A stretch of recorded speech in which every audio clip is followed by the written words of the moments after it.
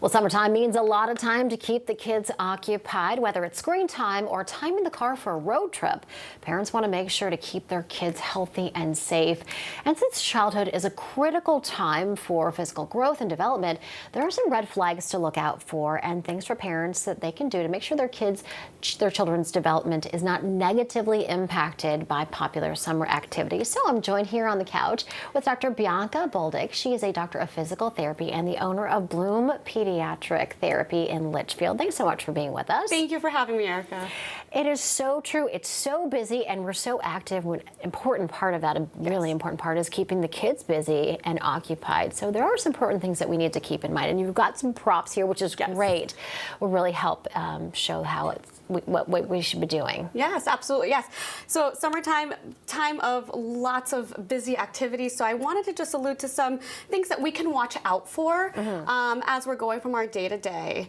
So the first thing I have is this car seat. So during the summertime, we spend a lot of time in the car, right? You know, whether we're doing road trips or going from errands and, you know, all of our kids are in camps and we're just driving back and forth. Right. And so our infants might be in the car seat for a prolonged period of time. So just wanted to set a reminder for parents just to monitor how long their infants are spending in the car seat.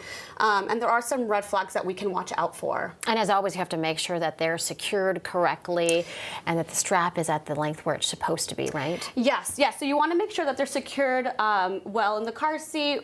Follow the guidelines of your particular car seat of how they should be strapped in and based on their age. But especially when we're driving, we want to make sure that it's for those long journeys that we're taking breaks and getting the infant out of the car seat.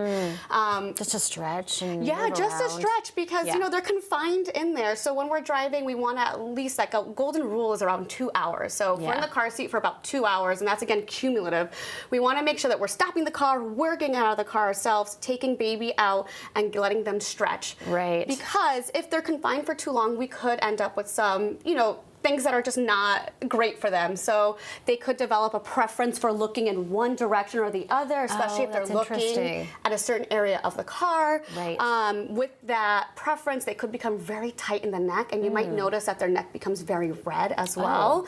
And then, of course, they're confined in the car seat. Of course, they're strapped in securely for their safety, but that also limits the amount of movement that they have in there. So another thing that we can see is some flattening of their head, whether on the side or on the back, because they are positioned in that one area. I can see why getting out to move around, just like you, if you're driving for 2 hours, you need to get out and stretch your legs. Exactly. Just let all the kids, including the babies, do it as well. Exactly. So, and if we see any of those, you know, definitely bringing it up to our pediatrician if we see any, like I said, that tension arising or that flatness of the head, and getting a possible referral to physical therapy. And moving on, we've got a tablet and some shoes over here. Yes, so for the tablet, you know, again, during the summertime, we might be spending more time on the tablet. You know, as a mom of three, in the cars, you know, if you couple it in the car seat, and like I said, you know, as a mom, you have to get your stuff done too. And sometimes that means putting a TV show on. Or sometimes that means, like, here's your game on a tablet. We're not shaming anyone for screen time. No, that absolutely is not what this is about. Yes, absolutely not.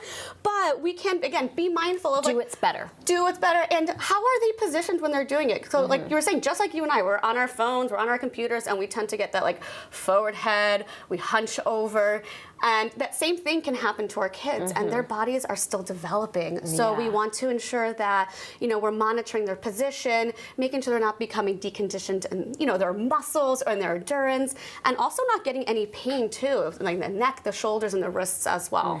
And moving on quickly, we want to get the shoes. Yes. So for the shoes, again, summertime, time for lots of activity. We want to just give a quick mindful check to the shoes. So when we're walking, you know, we're going to step down with our heel first, go down to the middle part of the foot, and then push off to those toes in that forefoot. So the shoes is just a really easy check to see, are there any underlying issues coming out? Are our kids' shoes, like, destroyed in the front because they're dragging their toes?